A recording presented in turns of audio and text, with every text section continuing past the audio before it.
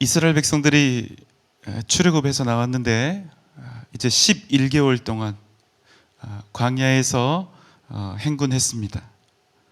자, 이 11개월의 기간은 어떤 기간으로 볼 수 있냐면 정복자였던 애굽의 추격을 피하여 탈출과 도망에 급급했던 시기였다. 이렇게 간단하게 이야기해 볼 수 있겠고, 그리고 마침내 시내산에 도착하여 이제 새로운 정체성을 가진 민족으로 변모하고 있다.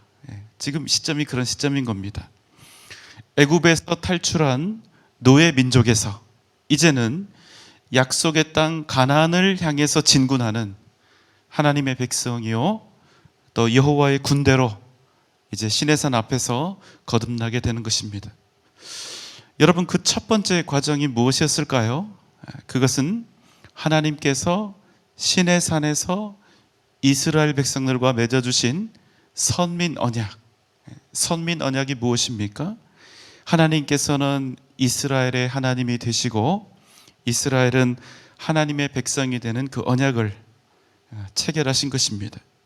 그리고 그 두 번째 과정이 이제 오늘 본문의 말씀부터 시작이 됩니다. 무엇일까요? 바로 성막을 짓는 일입니다. 출애굽기 25장 2절의 말씀입니다. 이스라엘 자손에게 명령하여 내게 예물을 가져오라 하고 기쁜 마음으로 내는 자가 내게 바치는 모든 것을 너희는 받을지니라. 하나님께서 이스라엘 백성들에게 명령을 하셨습니다. 여러분, 여기서 중요한 것은요, 명령입니다. 권유가 아니라는 거예요. 자, 뭐라고 명령을 하셨습니까? 나에게 예물을 가져오라. 이렇게 명령을 하신 겁니다. 여러분, 이것을 좀 듣기 껄끄러울 수 있지만 요즘 말로 바꿔볼까요? 주님께서 명령하셨습니다. 나에게 헌금을 가져오라. 여러분 어떠세요? 이런 명령을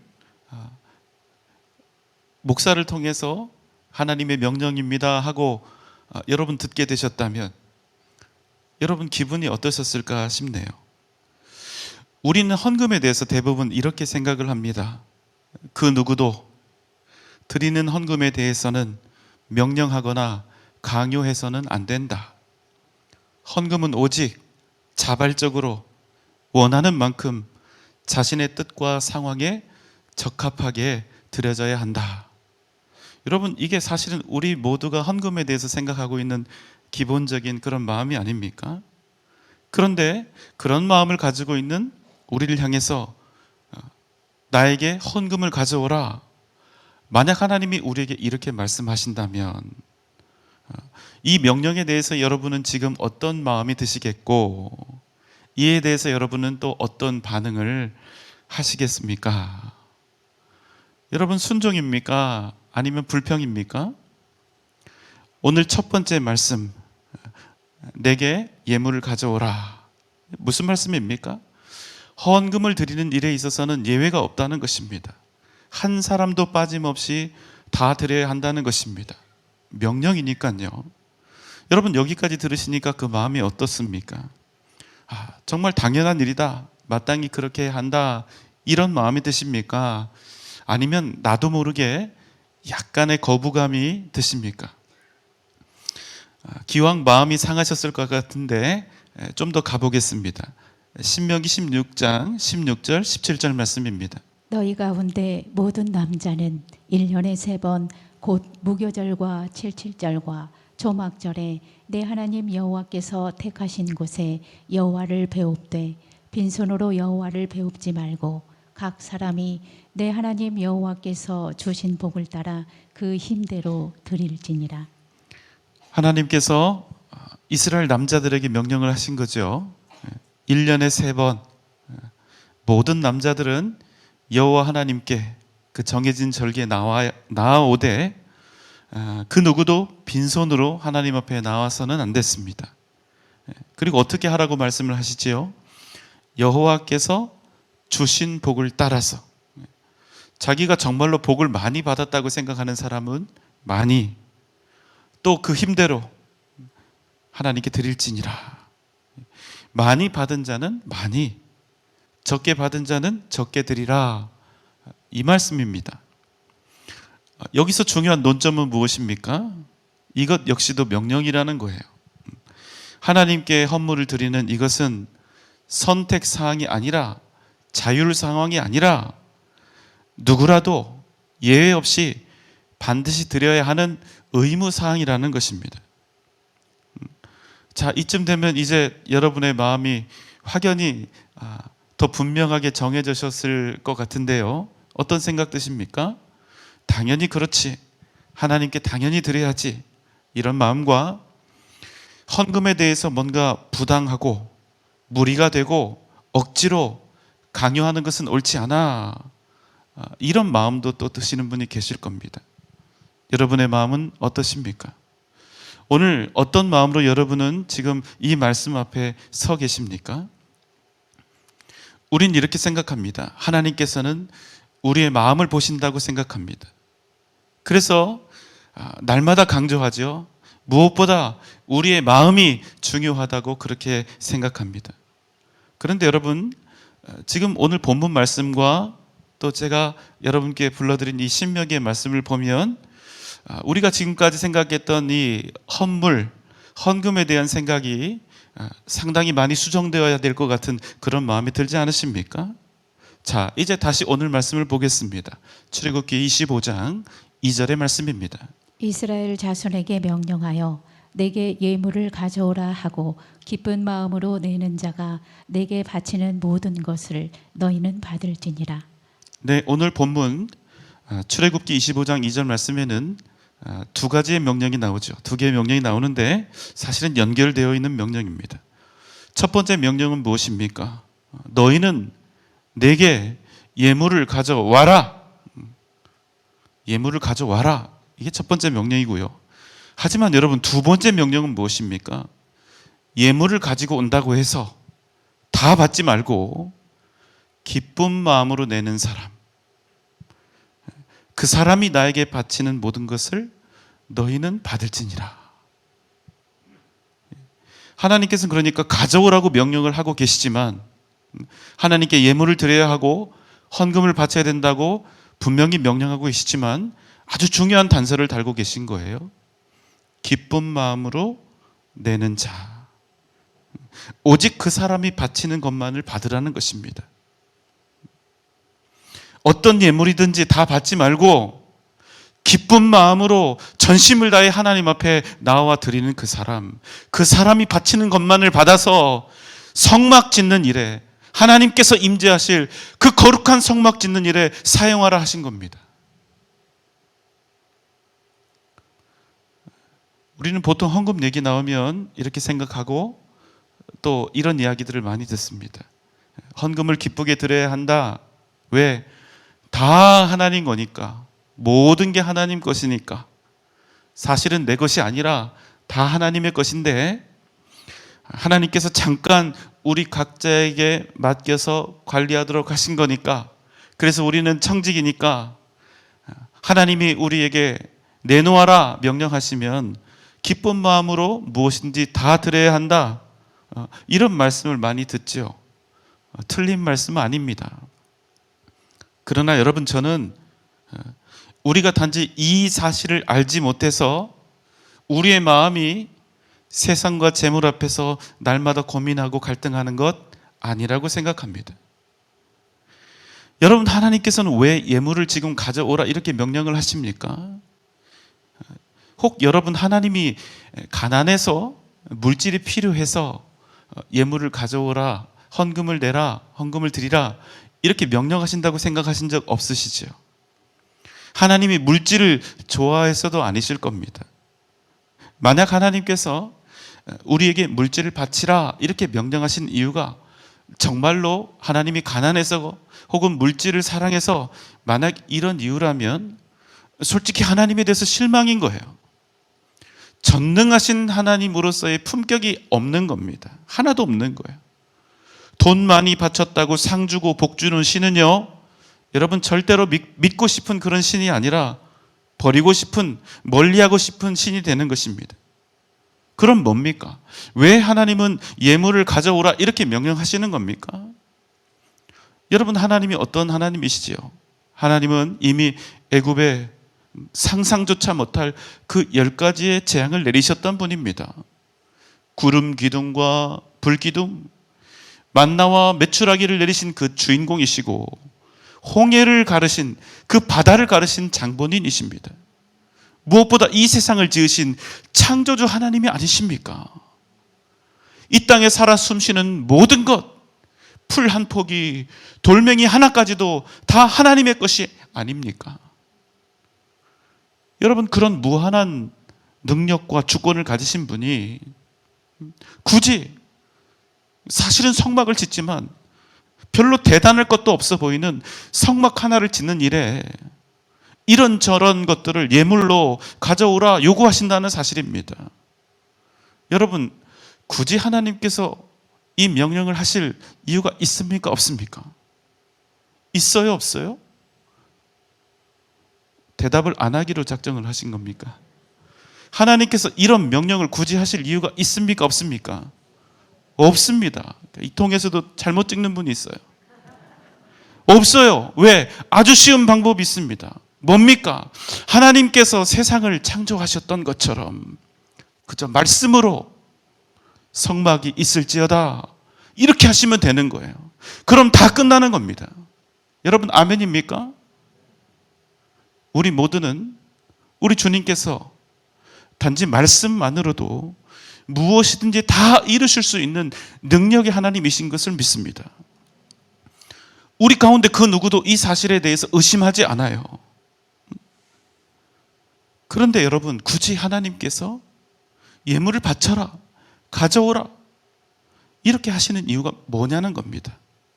자, 다시 우리가 본문 말씀을 보겠습니다. 출애굽기 25장 2절의 말씀입니다. 이스라엘 자손에게 명령하여 내게 예물을 가져오라 하고 기쁜 마음으로 내는 자가 내게 바치는 모든 것을 너희는 받을지니라. 여러분, 잘 보세요.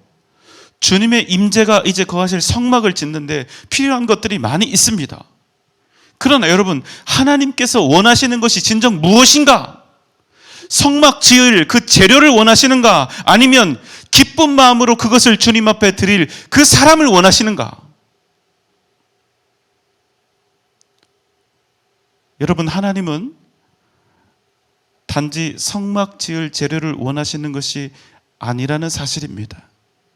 하나님께서는 오직 하나님께 기쁨으로 무엇이라 할지라도 드릴 그 마음을 가진 그 사람들의 손길을 통하여 하나님이 거하실 성막을 지으려 하신다는 것입니다. 재료가 중요한 게 아니에요. 하나님을 정말로 사랑하고 하나님께 드리기를 기뻐하는 그 사람들의 헌신, 그 사람들의 손길을 필요로 하신다는 것입니다. 여러분, 잊지 마십시오. 하나님의 역사는 단지 물질의 적고 많음에서 나타나는 것이 아닙니다. 하나님 앞에 나아오되 그저 많은 돈이나 많은 봉사가 아니라 나 자신을 기쁨으로 하나님 앞에 다 내어드릴 수 있는 그 사람, 그렇게 내 모든 것을 다 드려도, 내 일생을 다 드려도 하나도 아깝지 않고 오히려 더 드릴 수가 없어서 속이 상하고 안타깝고 무엇이든 더 드릴 수 있다는 사실이 너무나 기뻐서 견딜 수 없는 그 사람, 하나님께서는 그런 사람들을 통하여 당신의 역사를 이뤄 가시기를 원하신다는 사실입니다. 여러분, 어떤 교회가요 정말 복된 교회일까요? 이런 성도들이 그 교회에 얼마나 많이 있는가? 그저 헌금 많이 하고 봉사 많이 하는 그게 아니라, 여러분, 내 일생을 다하여 내 모든 것을 다하여 내가 기쁨으로 하나님께 더 드릴 수 있다면 내 인생이 복되겠다, 그런 마음으로 주님 앞에 서 있는 사람들이 얼마나 있는가?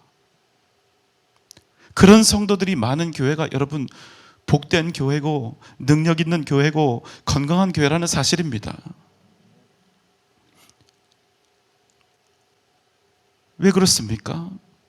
하나님께서는요 단지 돈을 사용해서 교회를 일으키시는 분이 아니고, 단지 일을 사용해서 교회를 일으키시는 분이 아니고, 하나님께서는 바로 그런 헌신된 기쁨으로 주님 앞에 나오는 그 사람들을 통하여 하나님이 거하실 성막을 지으시고, 그런 사람들을 통하여 주님의 교회를 세우신다는 사실입니다. 요한복음 4장 24절의 말씀입니다. 아버지께 참되게 예배하는 자들은 영과 진리로 예배할 때가 오나니 곧 이때라. 아버지께서는 자기에게 이렇게 예배하는 자들을 찾으시느니라. 여러분, 예배도 마찬가지입니다. 우리가 하나님께 모든 예배를 정말로 우리 모든 정성을 다해서 다 드릴 수 있으면 좋겠습니다. 그러나 여러분, 하나님께서 찾으시는 것은 예배 자체가 아니라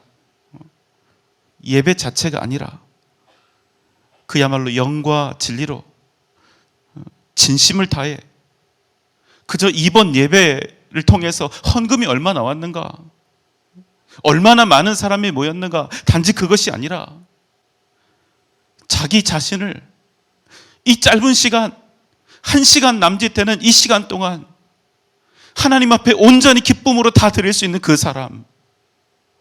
사람이 이 예배 가운데 있는가? 하나님께서는 그런 사람들을 찾으신다는 것입니다. 여러분, 아멘입니까?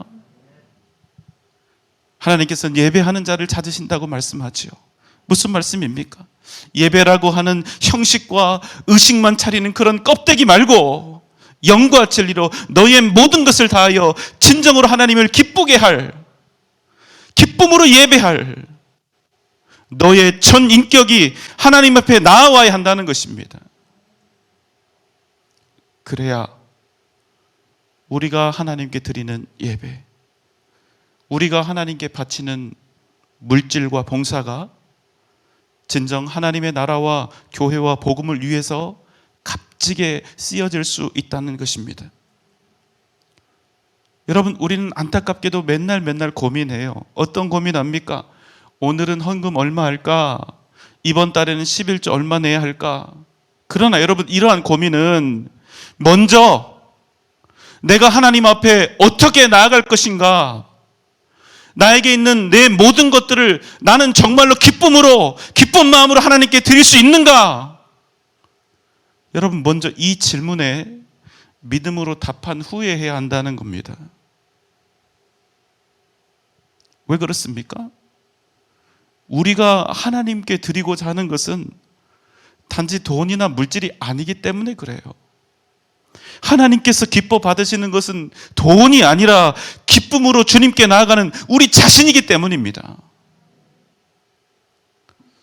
고린도후서 9장 7절의 말씀입니다. 각각 그 마음에 정한 대로 할 것이요 인색함으로나 억지로 하지 말지니 하나님은 즐겨내는 자를 사랑하시느니라. 여러분, 잊지 마십시오. 우리가 아무리 작은 것을 드린다 할지라도, 그러나 내 모든 것을 다 드리는 심정으로 기쁜 마음으로 그 예물을 하나님께 즐겨 드린다면, 그것이 무엇이든, 그것이 아무리 작은 것이라 할지라도, 사람 보기에 볼품없는 것이라 할지라도, 그것은 진정 하나님의 나라와 교회를 세우는 그 무엇보다 값진 헌신과 밑거름이 된다는 것입니다. 여러분, 헌금 누구에게 드리는 것입니까? 하나님께 드리는 것입니다. 우리는 헌금 드리는 것을 그저 의무라고 생각하지요. 그러나 여러분, 그렇게 생각하시면 안 돼요. 우리가 하나님 앞에, 살아계신 하나님 앞에 그분을 알고 그분을 아버지로 삼고 그분의 백성으로서 하나님께 무엇인가를 드릴 수 있다는 것은 하나님의 백성들에게 주어진 특권이요, 하나님의 그 일하심에 동역하고 동참할 수 있는 특별한 은혜라는 것을 여러분, 우리가 잊지 말아야 한다는 겁니다. 그렇게 여러분, 헌금은 여러분 의무사항이 아니라 최대한 무슨 이유를 달고 조금 내면 좋은 것, 최대한 적절하게 내면 좋은 것, 그런 것이 아니라 우리가 정말로 하나님 앞에 기쁜 마음으로 있다면 우리가 하나님께 드리는 헌금은 이 세상 사는 동안 그 무엇보다 거룩하고 즐거운 일이 된다는 겁니다. 여러분, 한 가지 중요한 비밀을 말씀드릴게요. 어떤 사람은 헌금을 많이 할 수도 있고 적게 할 수도 있습니다.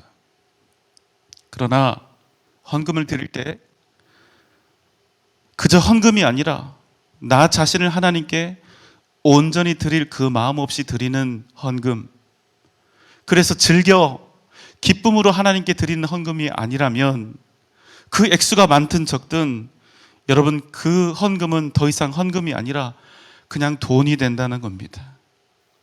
여러분, 하나님께 돈 바치는 인생 되지 마시기 바랍니다. 돈 바치는 신앙생활 하지 마시기 바랍니다. 하나님을 사랑하는 마음 없이, 기쁜 마음 없이 드리는 헌금은 여러분, 헌금이 아니라 그저 물질이 되는 것입니다. 돈만 그렇겠습니까? 아니요. 물질만 그런 것이 아닙니다. 우리의 모든 삶이 이와 같다는 거예요. 우리는 어떻게 사는 인생들입니까? 사나 죽으나 그리스도를 위해 살고 그리스도를 위해 죽는 것입니다. 그러나 우리가 살고 죽는 그 모든 일에 주님을 향한 사랑, 주님께 내 모든 것을 기쁨으로 드리는, 기꺼이 드리는 그 진실한 마음이 있어야 된다는 겁니다. 우리 안에 이 마음이 우리가 가진 돈이 아닌 위대한 헌신과 충성으로 하나님의 역사로 변화시킨다는 사실입니다. 이 밤 여러분의 몸과 마음, 전 인격이 주님 앞에 기쁨으로 드려진 은혜가 있으시기를 주님의 이름으로 소망합니다. 사랑하는 여러분, 여러분의 마음, 여러분의 진심을 하나님께 드리십시오. 그저 이 시간 기도 제목이나 열심히 외치다 가는 그런 사람들이 아니라 여러분의 좋은 것, 여러분의 기쁜 것뿐만 아니라 여러분의 슬픔과 아픔까지도 마음을 다하여 전심으로 온전히 기쁨으로 드리는 그 심정으로 주님 앞에 나아가는 그런 은혜가 여러분 가운데 있기를 소망합니다. 이렇게 고백하시면 좋겠어요. 주님, 내가 가진 모든 것이 다 주님의 것입니다. 내 생명도, 내 인생도 다 주님의 것입니다. 내 모든 것을 주님 앞에 기쁨으로 드립니다. 내가 이 마음, 이 헌신된 마음으로 주님 앞에 나아갑니다. 우리가 이 마음으로 주님 앞에 엎드려 기도할 때, 내 가슴을 찢으며 주님 앞에 외치며 기도할 때 우리 가운데 살아계신 하나님의 그 손길이 역사하실 줄 믿습니다. 우리 가운데 하나님의 나라가 반드시 임하게 될 줄 믿습니다. 오직 이 믿음으로 주님 앞에 기쁨으로 전심을 다하여 주님 앞에 나아가는 그 복된 은혜가 저와 여러분 가운데 넘쳐나시기를 주님의 이름으로 축원합니다.